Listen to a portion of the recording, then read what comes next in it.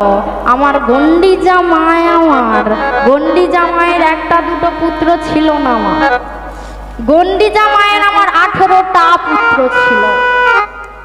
সেই 18টা পুত্র হারিয়ে গন্ডি জামাই আমার কেঁদে কেঁদে আজ সে অন্ধ হয়েছে। আজ যখন সে অন্ধ হলো, আমাদের ভগবান আর পাষাণ হয়ে থাকতে পারলো না গো। আমাদের ভগবান আর সিংহাসনে বসে থাকতে পারলো না। আমাদের ভগবান আর চুপচাপ হয়ে থাকতে পারলো না।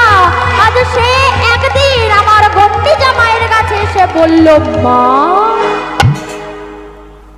তখন গন্ডি জামাই আমার চমকে উঠলো, কে আমায় মা বলে ডাকলো? আমার যে কোনো সন্তান বেঁচে নেই, আমার 18টা সন্তান ওই জগন্নাথ কেড়ে নিয়েছে।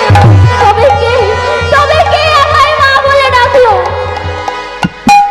যখনই জগন্নাথ মা বলে ডেকেছে, তখন জগন্নাথের সর্বাঙ্গ বলিয়ে বলছে, কে বাবা আমায় মা বলে ডাকলি? আমার যে কোনো পুত্র নাই, তবে কে তুই আমাকে মা বলে ডাকলি? আরেকবার বলবি বাবা, আরেকবার বলবি তোর মুখে ওই মা ডাকটা? আরেকবার বল বাবা, আরেকবার।